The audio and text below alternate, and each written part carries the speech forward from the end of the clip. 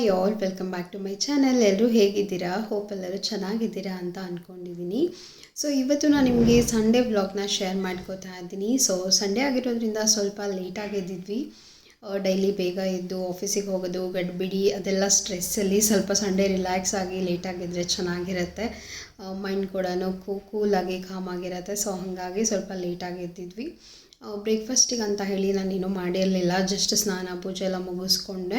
So time 12:30 ಆಗಿಬಿಟ್ಟಿತ್ತು.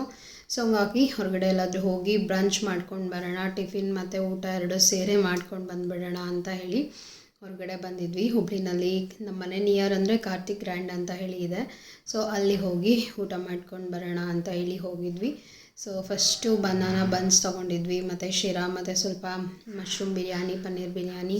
So ಎಲ್ಲ ತೊಗೊಂಡು ಬ್ರಂಚ್ ಅಂತ ಹೇಳಿ ಊಟ ಮಾಡಿಕೊಂಡು ಮನೆಗೆ ಬಂದು ಆರಾಮ್ ರೆಸ್ಟ್ ಮಾಡಿದ್ವಿ.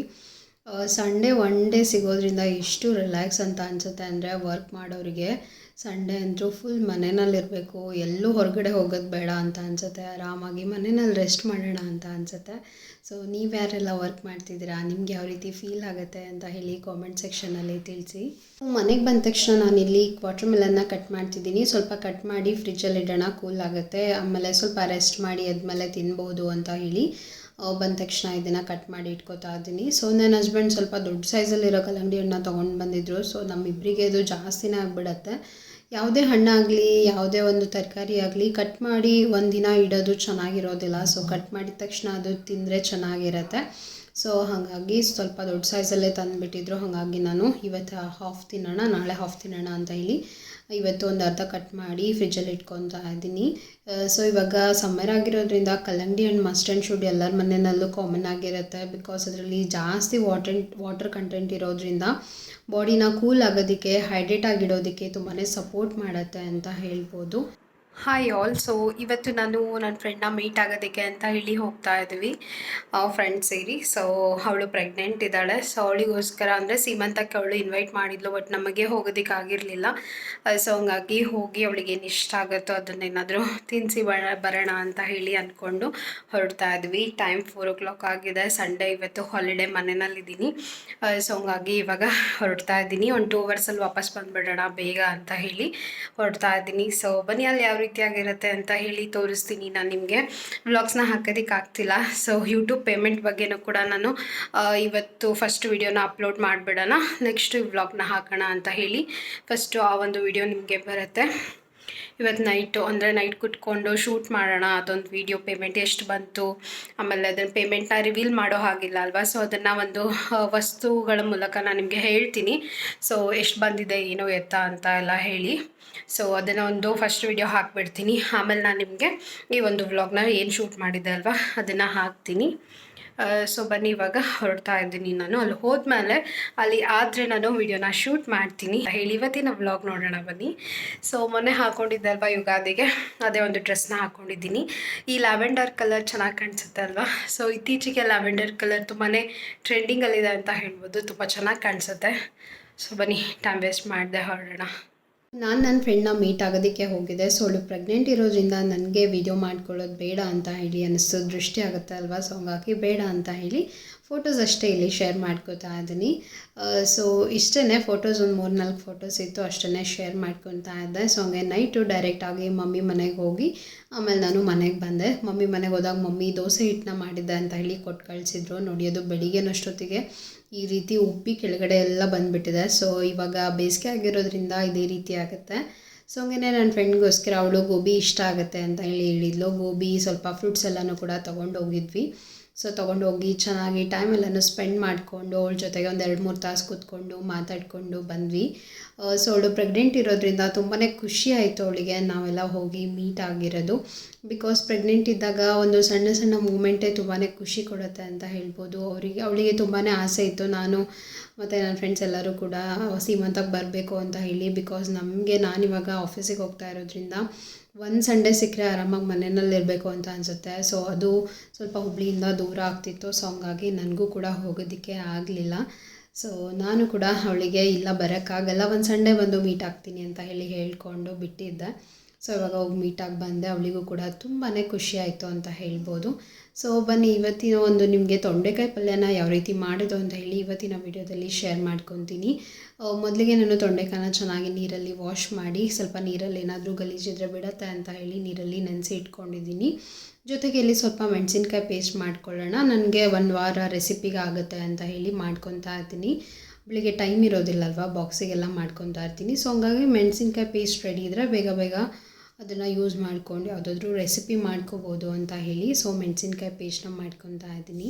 ಮೆಣಸಿನ್ಕಾಯಿ ಪೇಸ್ಟ್ ಅದನ್ನು ಮಾಡ್ಕೊಂಡು ಇವಾಗ ತೊಂಡೆಕಾಯಿನ ಕಟ್ ಮಾಡ್ಕೊತಾ ಇದ್ದೀನಿ. ತೊಂಡೆಕಾಯಿನ ನೀವು ಮಾರ್ಕೆಟಿಂದ ಯಾವತ್ತು ತಂದಿರ್ತೀರ ಅಲ್ವಾ, ಅವತ್ತಿನ ದಿನಾನೇ ಪಲ್ಯನ ಮಾಡಿಕೊಂಡ್ರೆ ಅದು ಗ್ರೀನ್ ಆಗಿರುತ್ತೆ. 1 ಡೇ ನೀವು ಸ್ಟೋರ್ ಮಾಡಿ ಇಟ್ಕೊಳ್ಳಿ, ನೆಕ್ಸ್ಟ್ ಡೇಗೆ ಅದು ಫುಲ್ ರೆಡ್ ಆಗಿಬಿಡುತ್ತೆ, ಫುಲ್ ಗ್ರೀನ್ ಇರುತ್ತೆ ಅಲ್ವಾ. ಸೊ ಆ ತೊಂಡೆಕಾಯಿಂದ ನೀವು ಪಲ್ಯ ಮಾಡ್ಕೊಳ್ಳಿ, ತುಂಬ ಅಂದರೆ ತುಂಬ ಟೇಸ್ಟಿಯಾಗಿರುತ್ತೆ. ಮತ್ತು ತೊಂಡೆಕಾಯಿ ಹೆಲ್ತಿಗೂ ಕೂಡ ತುಂಬಾ ಒಳ್ಳೆಯದು ಅಂತ ಹೇಳ್ಬೋದು. ಸೊ ಸೀಸನ್ನಲ್ಲಿ ನೀವು ಬರುವಂಥ ತರಕಾರಿ ಆಗಿರ್ಬೋದು, ಹಣ್ಣಾಗಿರ್ಬೋದು ಬಳಸ್ಕೊಳ್ಳೋದ್ರಿಂದ ತುಂಬಾ ಹೆಲ್ತ್ ಬೆನಿಫಿಟ್ಸ್ನ ಪಡ್ಕೋಬೋದು. ಸೊ ತೊಂಡೆಕಾಯಿ ಪಲ್ಯ ಪರ್ಸ್ನಲಿ ನನಗೆ ತುಂಬಾ ಫೇವ್ರೇಟ್ ಅಂತ ಹೇಳ್ಬೋದು. ಸೊ ಹಂಗಾಗಿ ಇವತ್ತು ಯಾವ ರೀತಿ ಮಾಡೋದು ಈಸಿಯಾಗಿ ಮತ್ತು ಸಿಂಪಲ್ಲಾಗಿ ಅಂತ ಹೇಳಿ ನೋಡೋಣ. ತೊಂಡೆಕಾಯಿ ಪಲ್ಯಕ್ಕೆ ನಾನು ಕಾಂಬಿನೇಷನ್ ಆಗಿ ಅಕ್ಕಿ ರೊಟ್ಟಿನೂ ಕೂಡ ಮಾಡ್ಕೊಂಡಿದ್ದೆ. ಮೊದಲಿಗೆ ಒಂದು ಕಡಾಯಲ್ಲಿ ಸ್ವಲ್ಪ ಎಣ್ಣೆನ ಹಾಕ್ಕೊಂಡಿದ್ದೀನಿ. ಮೊದಲಿಗೆ ನೀವು ತೊಂಡೆಕಾಯಿನ ಬೇಕಿದ್ರೆ ಎಣ್ಣೆನಲ್ಲಿ ಚೆನ್ನಾಗಿ ಫ್ರೈ ಮಾಡ್ಕೋಬೋದು. ಫ್ರೈ ಮಾಡ್ಕೊಳ್ಳೋದಕ್ಕೆ ಟೈಮ್ ಇಲ್ಲ ಅಂದರೆ ಈ ರೀತಿ ಇನ್ಸ್ಟಂಟಾಗಿ ಪಲ್ಯನ ಮಾಡ್ಕೋಬೋದು. ಸೊ ನನಗೆ ಬೆಳಿಗ್ಗೆ ಟೈಮ್ ಇರಲಿಲ್ಲ, ಸೊ ಹಂಗಾಗಿ ನಾನು ಡೈರೆಕ್ಟಾಗಿ ಮಾಡ್ಕೊತಾ ಇದ್ದೀನಿ. ಎಣ್ಣೆ ಎಲ್ಲನೂ ಚೆನ್ನಾಗಿ ಬಿಸಿ ಆದಮೇಲೆ ಸ್ವಲ್ಪ ಸಾಸಿವೆ ಜೀರಿಗೆನ ಸೇರಿಸ್ಕೊಂಡಿದ್ದೀನಿ. ಸಾಸಿವೆ ಜೀರಿಗೆ ಎಲ್ಲನೂ ಚೆನ್ನಾಗಿ ಚಟಪಟ ಅಂತ ಸಿಡಿದ ಮೇಲೆ ನಾನಿಲ್ಲಿ 1 ಗಡ್ಡೆಯಷ್ಟು ಬೆಳ್ಳುಳ್ಳಿನ ಕ್ರಷ್ ಮಾಡಿ ಸೇರಿಸ್ಕೊಂಡಿದ್ದೀನಿ. ಹಾಗೆ 1 ಈರುಳ್ಳಿನೂ ಕೂಡ ಕಟ್ ಮಾಡಿ ಸೇರಿಸ್ಕೊತಾ ಇದ್ದೀನಿ. ನೀವು ಈರುಳ್ಳಿ ಅಥವಾ ಬೆಳ್ಳುಳ್ಳಿ ಯಾವುದಾದ್ರೂ ಒಂದನ್ನು ಕೂಡ ಬಳಸ್ಕೋಬೋದು. 2 ಹಾಕ್ಕೊಂಡ್ರೆ ಟೇಸ್ಟು ತುಂಬ ಚೆನ್ನಾಗಿರುತ್ತೆ, ಡಿಫ್ರೆಂಟ್ ಆಗಿರುತ್ತೆ. ಸೊ ಹಾಗಾಗಿ ನಾನು 2 ಕೂಡ ಬಳಸ್ಕೊತಾ ಇದ್ದೀನಿ. ಈರುಳ್ಳಿನ ಚೆನ್ನಾಗಿ ಫ್ರೈ ಆಗೋವರೆಗೂ ಚೆನ್ನಾಗಿ ಇದನ್ನು ಫ್ರೈ ಮಾಡ್ಕೊಳ್ಳೋಣ. ಸ್ವಲ್ಪ ಇದಕ್ಕೆ ನಾನು ಇಂಗನ್ನ ಸೇರಿಸ್ಕೊತಾ ಇದ್ದೀನಿ. ಇಂಗನ್ನ ಹಾಕೊಳ್ಳೋದ್ರಿಂದ ನಿಮಗೆ ಅದು ಬ್ರಾಹ್ಮಣ್ ಸ್ಟೈಲಲ್ಲಿ ಮಾಡ್ತಾರಲ್ವ, ಆ ರೀತಿ ಟೇಸ್ಟ್ ಬರುತ್ತೆ. ಮದುವೆ ಮನೆಯಲ್ಲೆಲ್ಲ ಇರುತ್ತೆ ಅಲ್ವ ತೊಂಡೆಕಾಯಿ ಪಲ್ಯ, ಸೇಮ್ ಅದೇ ರೀತಿ ಟೇಸ್ಟ್ ಬರುತ್ತೆ, ಸಖತ್ ಟೇಸ್ಟಿಯಾಗಿರುತ್ತೆ. ಸೊ ನೀವು ಇದನ್ನು ಚಪಾತಿ, ಅಕ್ಕಿ ರೊಟ್ಟಿ, ಜೋಳದ ರೊಟ್ಟಿ, ಇಲ್ಲಾಂದರೆ ಅನ್ನಕ್ಕೆ ಸೈಡ್ ಡಿಶ್ ಆಗಿ ಕೂಡ ನೀವು ಇದನ್ನು ಮಾಡ್ಕೋಬೋದು. ತುಂಬ ಚೆನ್ನಾಗಿರುತ್ತೆ, ನನಗಂತೂ ತುಂಬಾ ಇಷ್ಟ ಆಗುತ್ತೆ ಈ ಒಂದು ಪಲ್ಯ. ನೀವು ಇದನ್ನು ಸಾಂಬಾರಿಗೂ ಕೂಡ ಹಾಕ್ಕೊಂಡು ಮಾಡ್ಕೋಬೋದು, ತೊಂಡೆಕಾಯಿ ಚೆನ್ನಾಗಿರುತ್ತೆ. ನೆಕ್ಸ್ಟು ಸ್ವಲ್ಪ ಮೆಣಸಿನ್ಕಾಯಿ ಪೇಸ್ಟ್ನ ಹಾಕ್ಕೊತಾ ಇದ್ದೀನಿ. ಸೊ ಹಾಕ್ಕೊಂಡು ಚೆನ್ನಾಗಿ ಇದನ್ನು ಫ್ರೈ ಮಾಡ್ಕೊಳ್ಳೋಣ. ಸೊ ನಾವೇನಾದರೂ ಪ್ರಿಪ್ರೇಷನ್ ಅಂತ ಹೇಳಿ ಈ ಥರ ಮೆಣಸಿನ್ಕಾಯಿ ಪೇಸ್ಟ್ ಆಗಿರ್ಬೋದು ಅಥವಾ ಯಾವುದಾದ್ರೂ ಒಂದು ಗ್ರೇವಿನ ನಾವು ಮುಂಚೆನೇ ಮಾಡಿ ಇಟ್ಕೊಂಡ್ರೆ ನಮಗೆ ಬೇಗ ಅಡುಗೆಗಳನ್ನ ಮಾಡ್ಕೋಬೋದು. ಬಟ್ ಬಿಫೋರ್ ಮಾಡಿ ಇಟ್ಕೊಳ್ಳೋದು ಅಷ್ಟೊಂದಾಗಿ ಹೆಲ್ತಿಗೆ ಒಳ್ಳೆಯದಲ್ಲ. ಬಟ್ ಟೈಮ್ ಇಲ್ಲ ಅಂತಂದಾಗ ಏನೂ ಮಾಡೋದಕ್ಕಾಗಲ್ಲ. ಶುಂಠಿ ಬೆಳ್ಳುಳ್ಳಿ ಪೇಸ್ಟ್ ಆಗಿರ್ಬೋದು ಅಥವಾ ಈ ಥರ ಮೆಣಸಿನ್ಕಾಯಿ ಪೇಸ್ಟ್ ಆಗಿರ್ಬೋದು, ಇವೆಲ್ಲನೂ ಕೂಡ ಮಾಡಿ ಇಟ್ಕೊಂಡ್ರೆ 1 ವಾರದವರೆಗೂ ನೀವು ಆರಾಮಾಗಿ ಯೂಸ್ ಮಾಡ್ಕೋಬೋದು. ಸೊ ಆದಷ್ಟು ನಾನು ಫ್ರೆಶ್ ಆಗಿ ಮಾಡ್ಕೊಳ್ಳೋದಕ್ಕೆ ಟ್ರೈ ಮಾಡ್ತೀನಿ. ಬಟ್ ಟೈಮ್ ಇಲ್ಲ ಅಂತಂದಾಗ ಸ್ವಲ್ಪ ಎಮರ್ಜೆನ್ಸಿ ಇರಲಿ ಅಂತ ಹೇಳಿ ಮಾಡಿ ಇಟ್ಕೊಂಡಿರ್ತೀನಿ. ಸೊ ನೆಕ್ಸ್ಟು ಇದಕ್ಕೆ ಸ್ವಲ್ಪ ಅರಿಶಿನ ಪುಡಿನ ಹಾಕ್ಕೊಂಡು ಚೆನ್ನಾಗಿ ಮಿಕ್ಸ್ ಮಾಡ್ಕೊತಾ ಇದ್ದೀನಿ. ನೆಕ್ಸ್ಟು ಸ್ವಲ್ಪ ಕರಿಬೇವನ್ನ ಹಾಕ್ಕೊಂಡು ಚೆನ್ನಾಗಿ ಮಿಕ್ಸ್ ಮಾಡ್ಕೊಳ್ಳೋಣ. ನೆಕ್ಸ್ಟ್ ಕಟ್ ಮಾಡಿರುವಂತಹ ತೊಂಡೆಕಾಯಿನ ಹಾಕ್ಕೊಂಡು ಎಣ್ಣೆಯಲ್ಲಿ ಒಂದ್ಸತಿ ಇದನ್ನು ಚೆನ್ನಾಗಿ ಫ್ರೈ ಮಾಡ್ಕೊಳ್ಳೋಣ. ಬಿಫೋರ್ ನೀವು ಫ್ರೈ ಮಾಡಿ ಇಟ್ಕೊಂಡ್ರೆ ಪಲ್ಯ ಜಾಸ್ತಿ ಹೊತ್ತು ಟೈಮ್ ತೊಗೊಳ್ಳೋದಿಲ್ಲ, ಬೇಗನೆ ಆಗೋಗ್ಬಿಡುತ್ತೆ. ಡೈರೆಕ್ಟಾಗಿ ಮಾಡ್ತಿದ್ದೀರಾ ಅಂದರೆ ಸ್ವಲ್ಪ ಹೊತ್ತು ಬೇಯೋದಕ್ಕೆ ಟೈಮ್ ಬೇಕಾಗುತ್ತೆ. ತೊಂಡೆಕಾಯಿ ನೋಡೋದಕ್ಕೆ ಸಾಫ್ಟ್ ಅಂತ ಅನಿಸುತ್ತೆ, ಬಟ್ ಅದು ಬೇಯೋದಕ್ಕೆ ಸ್ವಲ್ಪ ಜಾಸ್ತಿನೇ ಟೈಮ್ ತೊಗೊಳುತ್ತೆ ಅಂತ ಹೇಳ್ಬೋದು. ಸೊ ಸ್ವಲ್ಪ ರುಚಿಗೆ ತಕ್ಕಷ್ಟು ಉಪ್ಪನ್ನ ಹಾಕ್ಕೊಂಡಿದ್ದೀನಿ. ಹಾಕ್ಕೊಂಡ್ರೆ ಸ್ವಲ್ಪ ಬೇಗ ಬೇಯುತ್ತೆ ಅಂತ ಹೇಳಿ ಎಣ್ಣೆಯಲ್ಲಿ ಸ್ವಲ್ಪ ಚೆನ್ನಾಗಿ ಬೇಯ್ಕೊಳ್ಳಿ ಅಂತ ಹೇಳಿ ಹಾಗೆ ಲಿಡ್ನ ಕ್ಲೋಸ್ ಮಾಡಿದ್ದೀನಿ. ನೆಕ್ಸ್ಟು ಇದಕ್ಕೆ ನಾನು 1-2 ಟೇಬಲ್ ಸ್ಪೂನಷ್ಟು ಹುರಿದು ಪುಡಿ ಮಾಡಿ ಇಟ್ಕೊಂಡಿರುವಂತಹ ಶೇಂಗದ ಪೌಡರ್ನ ಹಾಕ್ಕೊತಾ ಇದ್ದೀನಿ. ಯೂಶ್ವಲಿ ನನ್ನ ರೆಸಿಪಿಗಳಲ್ಲಿ ಎಲ್ಲದರಲ್ಲೂ ಕೂಡ ನಾನು ಶೇಂಗಾ ಪೌಡರ್ನ ಸ್ವಲ್ಪ ಜಾಸ್ತಿನೇ ಯೂಸ್ ಮಾಡ್ತೀನಿ, ರುಚಿ ಚೆನ್ನಾಗಿರುತ್ತೆ ಅಂತ ಹೇಳಿ. ಸೊ ಒಂದ್ಸತಿ ಇದನ್ನ ಚೆನ್ನಾಗಿ ಮಿಕ್ಸ್ ಮಾಡ್ಕೊಳ್ಳೋಣ. ಎಷ್ಟು ಬೇಕೋ ಅಷ್ಟು ಸ್ವಲ್ಪ ನೀರನ್ನ ಹಾಕ್ಕೊಂಡು ಚೆನ್ನಾಗಿ ಇದನ್ನು ಒಂದು 10-15 ನಿಮಿಷಗಳ ಕಾಲ ಬೇಯಿಸ್ಕೊಂಡ್ಬಿಟ್ರೆ ನಿಮಗೆ ಟೇಸ್ಟಿಯಾಗಿರುವಂತಹ ತೊಂಡೆಕಾಯಿ ಪಲ್ಯ ರೆಡಿ ಆಗುತ್ತೆ. ಸೊ ಖಂಡಿತ ಟ್ರೈ ಮಾಡಿ. ಇವಾಗ ತೊಂಡೆಕಾಯಿದು ಸೀಸನ್ ಇದೆ, ನಿಮಗೆ ಮಾರ್ಕೆಟಲ್ಲಿ ಈಸಿಯಾಗಿ ಅವೈಲೇಬಲ್ ಇರುತ್ತೆ. ನೋಡಿ ಫೈನಲಿ ತೊಂಡೆಕಾಯಿ ಪಲ್ಯ ರೆಡಿಯಾಗಿದೆ. ಲಾಸ್ಟಿಗೆ ಫ್ರೆಶ್ ಆಗಿ ಕಟ್ ಮಾಡಿರುವಂತಹ ಕೊತ್ತಂಬರಿ ಸೊಪ್ಪನ್ನ ಹಾಕ್ಕೊಂಡ್ಬಿಟ್ರೆ ಟೇಸ್ಟಿಯಾಗಿರುವಂತಹ ತೊಂಡೆಕಾಯಿ ಪಲ್ಯ ರೆಡಿ.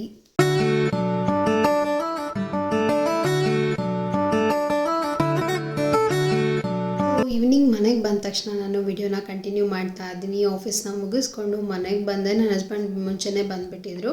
ಸೊ ಇಬ್ಬರ ಕಡೆಯೂ ಕೂಡ ಒಂದು ಕೀ ಇರುತ್ತೆ. ಸೊ ಹಂಗಾಗಿ ಅವ್ರ ಟೈಮಿಗೆ ಅವ್ರು ಬಂದಿರ್ತಾರೆ, ನನ್ನ ಟೈಮಿಗೆ ನಂದು ಸ್ವಲ್ಪ ಲೇಟೇ ಆಗುತ್ತೆ.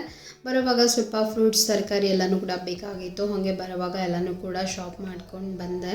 ಸೊ ನನಗೆ ತರಕಾರಿ ಇಲ್ಲ ಅಂತಂದರೂ ಓಕೆ, ಹಣ್ಣು ಮಾತ್ರ ಕಂಪಲ್ಸರಿ ಇರಲೇಬೇಕು. ಸೊ ಒನ್ ಟೈಮ್ ನಾನು ಊಟನ ಸ್ಕಿಪ್ ಮಾಡ್ತೀನಿ, ಹಣ್ಣನ್ನ ತಿನ್ಕೊಂಡು ಆರಾಮಾಗಿರ್ತೀನಿ. ಸೊ ಹಂಗಾಗಿ ನನಗೆ ಹಣ್ಣು ಯಾವಾಗಾದರೂ ತಂದೆ ತರ್ತೀನಿ. ನಾನು ಯೂಶ್ವಲಿ ಹೊರಗಡೆ ಹೋದಾಗ ಬರುವಾಗ ನಾನು ಹಣ್ಣನ್ನು ತೊಗೊಂಡು ಬರ್ತೀನಿ. ಸೊ ನೋಡಿ ಟೈಮ್ 8:30 ಆಗಿದೆ. ಇವತ್ತು ಲೇಟಾಗಿ ಹೋಯಿತು ನಾನು ಆಫೀಸಿಂದ ಬರೋ ಅಷ್ಟೊತ್ತಿಗೆ, ಬಿಕಾಸ್ ತುಂಬಾ ಹೆವಿ ವರ್ಕ್ ಇತ್ತು. ಸೊ ಹಂಗಾಗಿ ಲೇಟ್ ಆಗಿಬಿಟ್ಟಿತ್ತು. ಸೊ ಬಂದು ತರಕಾರಿ ಎಲ್ಲನೂ ಕೂಡ ಸ್ವಲ್ಪ ಕ್ಲೀನ್ ಮಾಡಿಕೊಂಡೆ. ಹಾಗೆ ನನ್ನ ಹಸ್ಬೆಂಡ್ ಏನೋ ಸ್ವಲ್ಪ ಕಾರಿಗೆ ಕ್ಲೀನ್ ಮಾಡೋದಕ್ಕೆ ಕ್ಲಾತ್ಸ್ ಎಲ್ಲನೂ ಆರ್ಡರ್ ಮಾಡಿದರು, ಅದನ್ನೆಲ್ಲ ನೋಡಿ. ಹಾಗೆಯೇ ನಾನು ಒಂದು ನೆಕ್ ಪೀಸ್ನ ಆರ್ಡರ್ ಮಾಡಿದ್ದೆ. ಸೊ ಅದು ಕೂಡ ಬಂದಿತ್ತು, ಅದನ್ನು ಕೂಡ ಓಪನ್ ಮಾಡಿ ನೋಡ್ತಾ ಇದ್ದೀನಿ. ಸೊ ತುಂಬ ಚೆನ್ನಾಗಿದೆ ಕ್ವಾಲಿಟಿ ಅಂತೂ. ನಿಮ್ಗೆ ಏನಾದರೂ ಬೇಕು ಅಂತಂದರೆ ಕಾಮೆಂಟ್ ಸೆಕ್ಷನ್ನಲ್ಲಿ ತಿಳಿಸಿ, ನಾನು ಅವ್ರದ್ದು ಲಿಂಕ್ನ ಹಾಕಿರ್ತೀನಿ. ಸೊ ನೀವು ಡೈರೆಕ್ಟಾಗಿ ಅವ್ರ ಹತ್ರ ಆದರೂ ಪರ್ಚೇಸ್ ಮಾಡ್ಬೋದು. ಸೊ ನಾನು ಕೂಡ ರೀಸೇಲ್ ಮಾಡ್ತೀನಿ, ನೀವು ನನ್ನ ಹತ್ರ ಕೂಡ ಪರ್ಚೇಸ್ ಮಾಡ್ಬೋದು.